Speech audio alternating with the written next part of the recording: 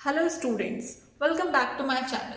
सो बेटा, आज हम लोग बात करेंगे ऑब्जेक्टिव्स ऑफ मैनेजमेंट को लेकर कि हमारे मैनेजमेंट के अंदर हमारे क्या क्या ऑब्जेक्टिव्स बनते हैं। So there are 3 types of objectives जिनको लेकर आज हम लोग बात करेंगे। सबसे पहला है आपका ऑर्गेनाइजेशनल ऑब्जेक्टिव्स। क्या है? Organisational objectives. देन हम लोग बात करते हैं सोशल ऑब्जेक्टिव्स की, एंड द लास्ट हम लोग बात करेंगे किसकी? पर्सनल ऑब्जेक्टिव्स की। Personal objectives. सो बेसिकली ये है क्या? ऑर्गेनाइजेशन ऑब्जेक्टिव के अंदर हम लोग बात करते हैं अपने ऑर्गेनाइजेशन को लेकर कि हमारी ऑर्गेनाइजेशन किस तरीके से ग्रो करेगी। ओके। सेकेंडली हम लोग सोशल ऑब्जेक्टिव्स के अंदर बात करेंगे अपने एनवायरनमेंट को लेकर कि भाई जहां से हम रिसोर्सेज ले रहे हैं उनके प्रति हमारे क्या क्या ऑब्जेक्टिव्स बन गए हैं, उनको लेकर हमारे क्या क्या ऑब्जेक्टिव्स बनते हैं। थर्ड वन पर्सनल ऑब्जेक्टिव्स के अंदर हम लोग बात करेंगे कि जो लोग हमें हमारा टारगेट अचीव करके दे रहे हैं, हमारे एम्प्लॉयज जो हमारे लिए काम कर रहे हैं, उनको लेकर हमारे क्या ऑब्जेक्टिव्स बनते हैं, उनको लेकर मैनेजमेंट के क्या ऑब्जेक्टिव्स बनते हैं। Clear point? सो सबसे पहले हम लोग बात करेंगे किसकी? ऑर्गेनाइजेशनल ऑब्जेक्टिव्स की।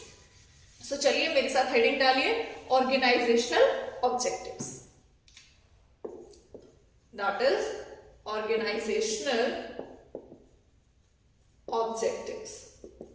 सो जैसा कि मैंने अभी आपको बताया, ऑर्गेनाइजेशन ऑब्जेक्टिव के अंदर हम लोग देखते हैं बेटा कि ऑर्गेनाइजेशन की ग्रोथ किस तरीके से होगी। यहां पर हमारा जो एम बनता है वो ऑर्गेनाइजेशन की ग्रोथ को लेकर बनता है। सो आप एक एग्जांपल सुनिए अब। लाइक भाई मान के चलिए कि मेरा कोई शोरूम है और मैं फर्स्ट डे वहां पर गई हूं और पहले दिन ही जाकर ये सोचने बैठ जाऊं कि भाई आज ही मुझे 50,000 का प्रॉफिट हो जाए। मतलब आज से ही मुझे क्या होना शुरू हो जाए? प्रॉफिट्स होने शुरू हो जाए, ज्यादा से ज्यादा मैं प्रॉफिट अर्न करना शुरू कर दूं। That is not possible. Okay. So सबसे पहला ऑब्जेक्टिव यहां पर कभी भी हमारा प्रॉफिट नहीं बन सकता। ठीक। सबसे पहला जो हमारा ऑब्जेक्टिव बनेगा हमारी ऑर्गेनाइजेशन को लेकर, दैट विल बी सर्वाइवल। कि हम लोग क्या कर जाए? मार्केट में सर्वाइव कर जाए, एग्जिस्ट कर जाए हम लोग मार्केट के अंदर। ठीक। सो टिकना, एक मार्केट के अंदर टिकना बेसिकली सबसे पहला क्या बनता है? हमारा ऑर्गेनाइजेशन ऑब्जेक्टिव बनता है। So now the basic purpose of every organisation is to survive and exist in the competitive market for a long period of time. कि हर एक ऑर्गेनाइजेशन का जो बेसिकली बेसिक पर्पस बनता है बेटा, वो क्या बनता है? उस मार्केट में सर्वाइव करना, एग्जिस्ट करना लंबे समय तक। और ये कब पॉसिबल है? जब तक हम उस कॉस्ट को कवर कर पाए। इट मीन्स ऐसा भी नहीं है कि आप उसको सर्वाइवल नहीं बोल सकते कि आपको लॉस हो रहा है और आप कह रहे हैं कि भाई मैं तो एग्जिस्ट कर रहा हूं मार्केट के अंदर। No, that will be not called survival. Survival तब तक ही कहलाया जाएगा जब तक आपने जितनी कॉस्ट लगाई है अपने बिजनेस के अंदर, वो कॉस्ट आप कवर कर रहे हैं, उस कॉस्ट को आप अचीव कर रहे हैं अपने बिजनेस से। Clear? So that will be called survival. Next, अब हमने सर्वाइव कर लिया, अब हम सोचेंगे किसके बारे में? प्रॉफिट के बारे में। ओके। अब हम किसके बारे में सोचेंगे? प्रॉफिट के बारे में सोचेंगे कि अब हमें क्या अर्न होना शुरू हो? प्रॉफिट अर्न होना शुरू हो। बिकॉज यहां पर आप लोग एक लाइन जरूर याद रखिए, that profit is a reward given to businessman for bearing risk. Profit क्या है? एक बिजनेसमैन के लिए उसका एक रिवॉर्ड है जो कि उसको रिस्क के बदले मिलता है। क्लियर? तो सर्वाइवल के बाद अब किस बारे में सोचेंगे हम लोग? प्रॉफिट के बारे में सोचेंगे। नाउ अब हमें प्रॉफिट ज्यादा से ज्यादा होना शुरू हो चुका है। एवरी ईयर हम लोग ज्यादा से ज्यादा प्रॉफिट अर्न कर रहे हैं। नाउ थर्ड क्या होगा हमारा? थर्ड होगा अब हमारा ग्रोथ को लेकर कि अब हम अपनी क्या करेंगे? ग्रोथ को लेकर सोचेंगे। भाई पहले दिन ही आकर मैं ब्रांचेस थोड़ी ना खोल दूंगी अपने बिजनेस की। सो जब मुझे प्रॉफिट अर्न होना शुरू होगा तभी तो मैं अपनी ब्रांचेस ओपन कर पाऊंगी। नंबर ऑफ ब्रांचेस ओपन करूंगी, नंबर ऑफ एम्प्लॉयज इंक्रीज करूंगी। ठीक। सो अब इसके अंदर क्या है? So when the success of an organization is measured by the growth rate, and growth is measured in terms of sales, number of branches, number of products and number of employees. So basically जो हमारी growth major की जाती है वो किस किस form में major की जाएगी? जब हमारी सेल्स इंक्रीज होंगी, जब हमारे ब्रांचेस इंक्रीज होंगे, जब हमारे प्रोडक्ट्स इंक्रीज होंगे एंड जब हमारे नंबर ऑफ एम्प्लॉयज इंक्रीज होंगे। इसे ही क्या बोलते हैं हम लोग? ग्रोथ बोलते हैं।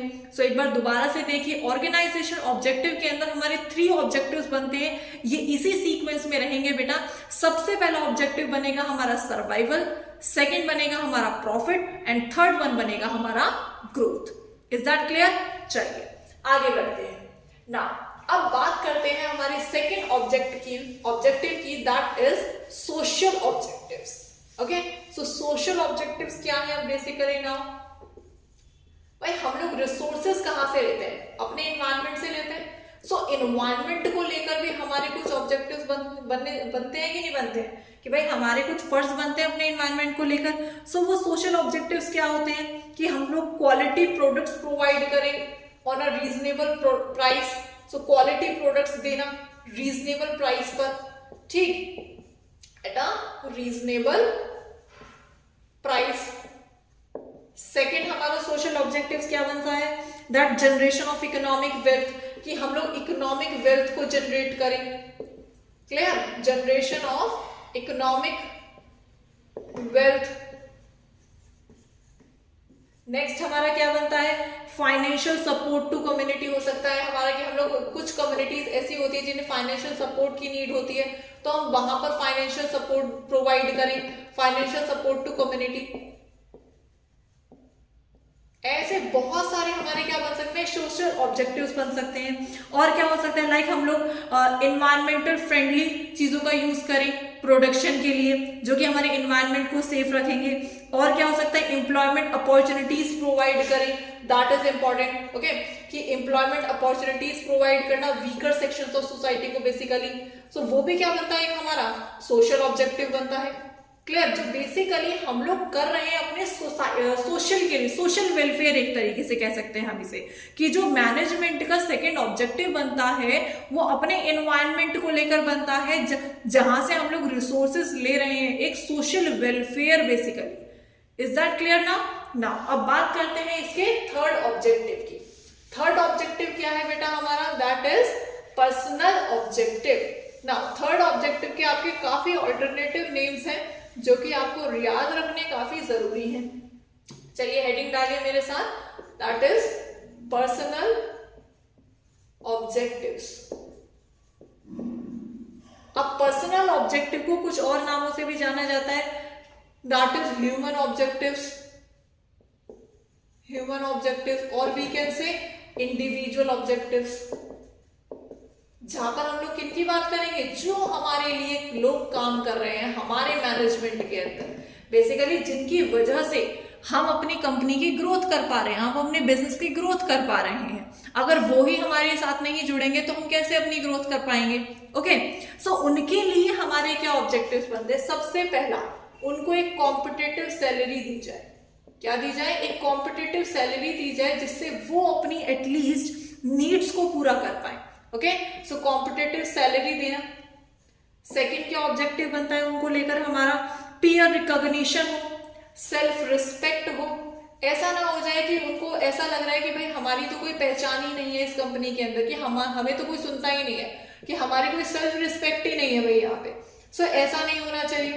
ओके, वो भी किस में जाता है? आपके पर्सनल ऑब्जेक्टिव के अंदर जाता है। एक रिस्पेक्ट उसको फील हो and good and healthy working condition उसको दिया जाए। ऐसा ना हो जाए कि भाई उनके लिए लाइक फैंस ही नहीं है, इवन अच्छा पानी अच्छा पीने का नहीं है। ओके, गुड वर्किंग कंडीशन होनी चाहिए।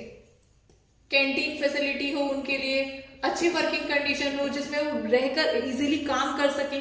ओके, ये सारी क्या चीजें होती हैं बेसिकली जो हम लोग अपने एम्प्लॉयज के लिए करते हैं। सिर्फ सैलरी देना ही इनफ नहीं होता। अब अगर आप सोचिए, आप किसी ऑर्गेनाइजेशन में काम करने के लिए जाएं और वहां पर आपको सैलरी दी जा रही है 25,000 रुपए। ओके, लेकिन भाई आपके हिसाब से 25,000 रुपए ठीक है, ठीक, आप सेटिस्फाई हैं कि चलिए मुझे सैलरी तो मिल रही है 25,000, लेकिन अब ना तो वहां पे पंखे चल रहे हैं आपके लिए, ना कोई एसी है, ना पीने का पानी है, ना उसके वहां पर कोई फूड फैसिलिटी आपको दी जा रही है, तो क्या आप ऐसे एनवायरनमेंट में रुक पाओगे काम करने के लिए? नहीं रुक सकते। ठीक है, अब चाहे आपको सैलरी फिर कितनी भी क्यों नहीं दे रहा हो ऑर्गेनाइजेशन, सो एक गुड वर्किंग कंडीशन होना, वहां पर आपकी बात को सुने जाना, वो भी इंपॉर्टेंट है भाई। अगर एक मीटिंग हो रही है और वहां पर आप कुछ बोल रहे हैं और वहां पर आपको लाइक इस तरीके की फीलिंग आ रही है कि भाई मेरी बात को तो सुना ही नहीं जा रहा, लाइक इग्नोरेंस आ रही है, सो वो क्या है, वो पीयर रिकॉग्निशन नहीं है। पीयर रिकॉग्निशन का मतलब होता है एक एम्प्लॉय की वहां पर पहचान होना, क्लियर। तो सेल्फ रिस्पेक्ट होना, ये सब किस में जाता है, आपका पर्सनल ऑब्जेक्टिव के अंदर जाता है। Is that clear all of you? Now आज का टॉपिक यहीं पे खत्म होता है। सो ऑब्जेक्टिव्स ऑफ मैनेजमेंट हम लोगों ने पढ़े बेटा, ऑर्गेनाइजेशनल ऑब्जेक्टिव जिसमें हमने बात करी सर्वाइवल प्रॉफिट ग्रोथ को लेकर। सेकंड हम लोगों ने पढ़ा सोशल ऑब्जेक्टिव जहां पर हमने बात करी अपनी सोसाइटी को लेकर, अपने इन्वायरमेंट को लेकर।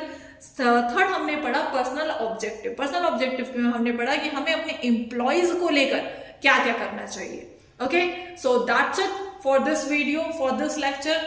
So if you like my videos, so subscribe it, share it with your friends, and all the best for your board exams. Thank you so much. मिलते हैं नेक्स्ट वीडियो में।